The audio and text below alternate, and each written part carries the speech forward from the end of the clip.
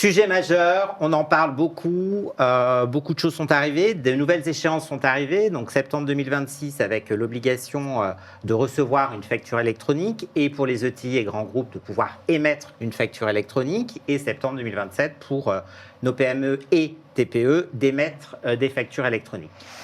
C'est un sujet crucial, important, très impactant. Effectivement, il ne faut pas se dire que j'envoie un PDF par email et c'est bon, j'envoie une facture électronique. Absolument pas. Donc, pour parler de facture électronique au sens légal du terme, il faut certains critères. Et par exemple, évidemment, on parle de facture dématérialisée, donc ça, c'est tout à fait logique.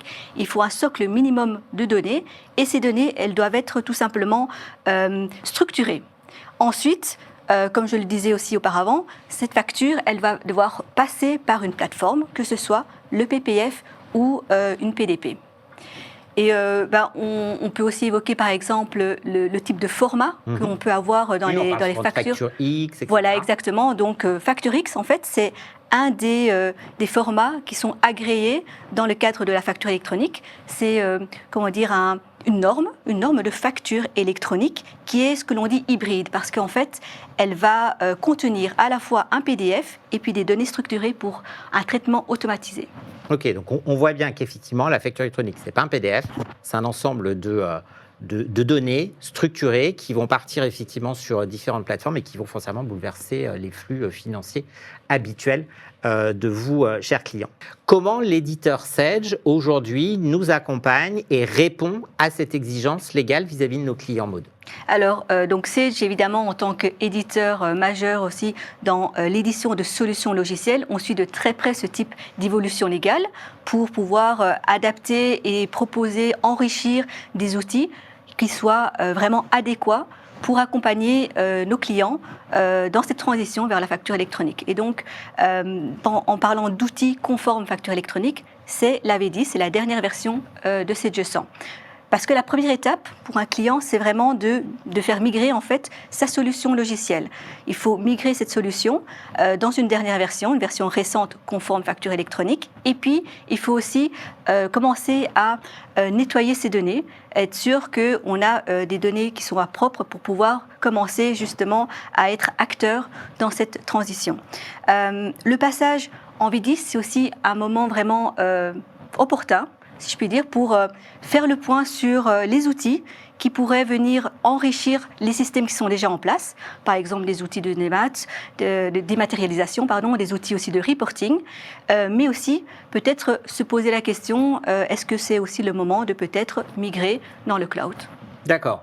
Donc, une version V10 obligatoire, c'est le socle pour être compatible facture électronique sur vos logiciels Sage via Prodware associé au DCC. Au-delà de la V10, je suppose, Maud, que le cahier des charges va évoluer et que Sage va mettre à disposition prochainement sur ce socle V10 des patchs ou des versions qui vont évoluer dans le temps par rapport à l'évolution du cahier des charges. Oui, c'est très important de non seulement migrer sur cette V10, parce que c'est le socle vraiment de base pour être conforme avec la facture électronique, mais effectivement, comme tu le dis, comme on sait que la réforme, eh bien, le cahier des charges, va encore évoluer, eh bien, pour pouvoir suivre ces évolutions, forcément, nous allons aussi être amenés à sortir des nouvelles versions, des nouveaux patchs pour compléter ce qui est déjà en place. Oui, donc Data Clean and Control, c'est en fait un ensemble d'outils qui sont des outils de mise en conformité.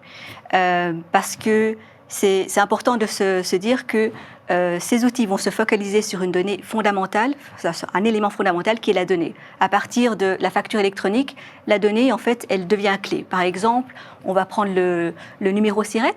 Imaginons que je n'ai pas de numéro SIRET sur la fiche de mon tiers. Eh bien, la synchronisation avec le PPF ne va pas pouvoir se faire.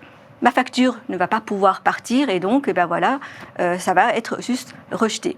Donc, on a un besoin absolu de contrôler les données obligatoires. C'est ce que va faire cet outil Data Clean and Control.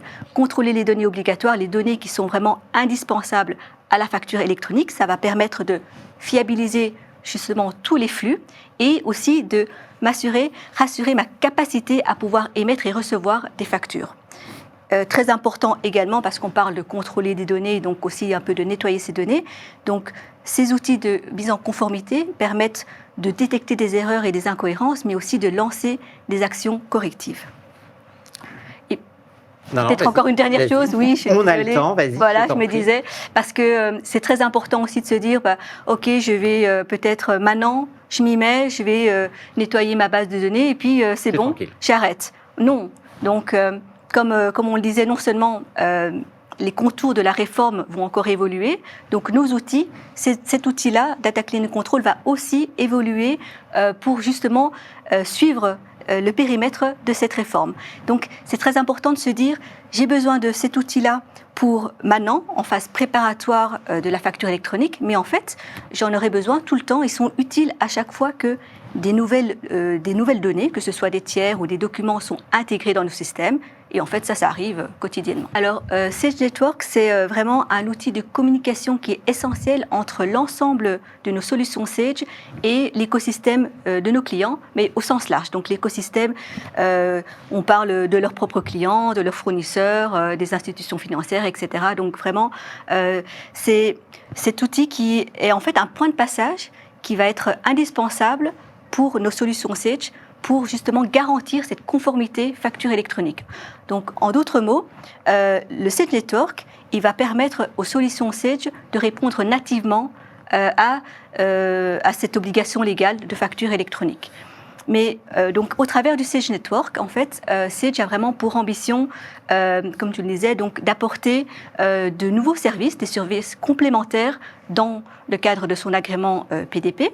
Donc, par exemple, on pourrait dire parler de l'interopérabilité avec d'autres PDP. On pourrait aussi avoir des services,